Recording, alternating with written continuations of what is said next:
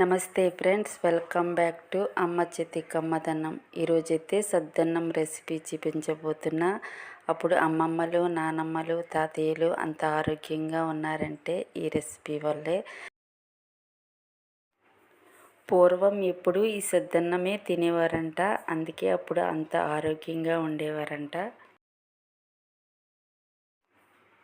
ఇప్పుడు పిల్లలకైతే సద్దన్నం అంటే ఏమిటో తెలియట్లేదు. ఇప్పుడు పూరీలు, ఇడ్లీ, దోశ రకరకాల టిఫిన్స్ అయితే వచ్చేసాయి కాబట్టి అవే తింటున్నారు. ఈ సద్దన్నం అంటే ఏమిటో తెలియట్లేదు. పిల్లలకు అప్పుడప్పుడు మన పెద్దవాళ్ళ కోసం చెప్తూ ఈ సద్దన్నం పెడితే చాలా హ్యాపీగా తింటారు. మా పాపకైతే నేను అప్పుడప్పుడు అలా చెప్తూ ఉంటాను, పెద్దవాళ్ళు సద్దన్నం ఎక్కువ తినేవారంటని. చూడండి, మా పాప అయితే బౌల్ పట్టుకుని రెడీగా ఉంది సద్దన్నం తినడానికి. ఈరోజైతే మా ఇంట్లో బ్రేక్ఫాస్ట్ అయితే ఇదే. నేను ఈరోజైతే టిఫిన్లు ఏమీ చేయలేదు. మా పిల్లలిద్దరికీ కూడా ఈ సద్దన్నమే పెట్టాను. సూపర్ ఉందని తినేశారు. ఇప్పుడైతే సద్దన్నం చేసే విధానం చూసుకుందాం. ఒక మట్టి దాకనే తీసుకోవాలి. నేనైతే రైస్ని వండి పెట్టాను. ఆ రైస్ని ఈ మట్టి దాకలో వేసుకోవాలి. నైట్ అయితే ఎలాగా వంట చేస్తాం కాబట్టి మిగిలిపోయిన అన్నం కూడా ఇలా చేసుకోవచ్చు. ఇలా మట్టి దాకలో అన్నం వేసుకున్న తర్వాత గోరువెచ్చని పాలు వేసుకోవాలి. 2 స్పూన్లు పెరుగు వేసుకోవాలి. ఈ అన్నం అంతా బాగా మిక్స్ చేసుకోవాలి.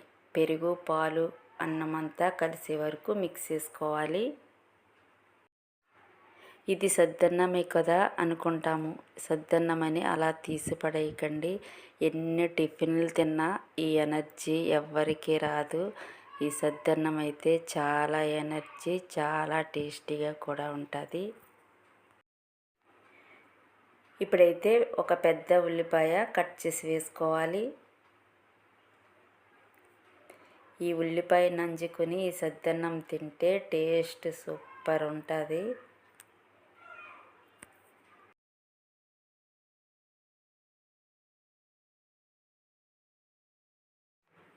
ఇప్పుడైతే పచ్చిమిరపకాయ వేసుకోవాలి. ఈ పచ్చిమిరపకాయకి నాట్లు పెట్టి వేసుకుంటే ఈ పెరుగు అంతా పచ్చిమిరపకాయలోకి వెళ్ళి తినేటప్పుడు చాలా బాగుంటుంది.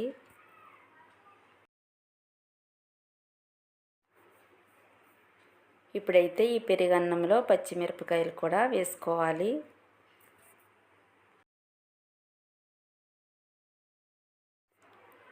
పెరుగన్నంలో పచ్చిమిరపకాయ నంజుకుని తింటే చాలా చాలా బాగుంటుంది. పుల్ల పుల్లగా, కారం కారంగా చాలా టేస్టీగా ఉంటుంది. ఈ పచ్చిమిరపకాయ నైట్ అంతా ఊరుతుంది కాబట్టి ఇంకా టేస్ట్ వస్తుంది. ఇప్పుడైతే మూత పెట్టుకుని నైట్ అంతా అలా వదిలేయాలి.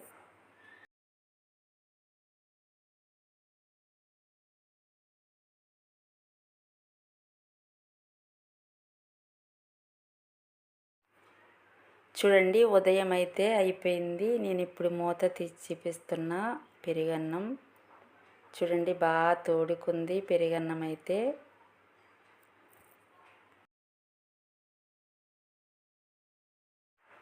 ఇప్పుడైతే ఈ పెరుగన్నంలో టేస్ట్కి తగినంత సాల్ట్ వేసుకోవాలి. 1 గ్లాసు వాటర్ వేసుకుని ఈ పెరుగన్నం అంతా బాగా మిక్స్ చేసుకోవాలి.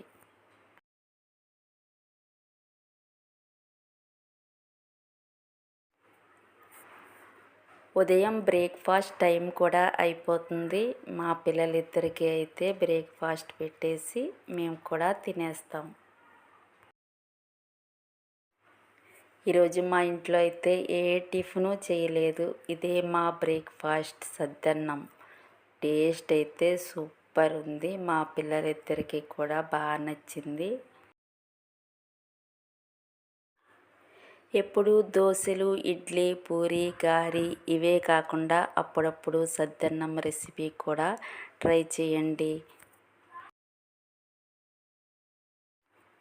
ఓకే ఫ్రెండ్స్, మా బ్రేక్ఫాస్ట్ సద్దన్నం రెసిపీ మీకు నచ్చిందా? నచ్చినట్లయితే అమ్మ చేతి కమ్మదనం ఛానల్కి సబ్స్క్రైబ్ చేసుకోండి.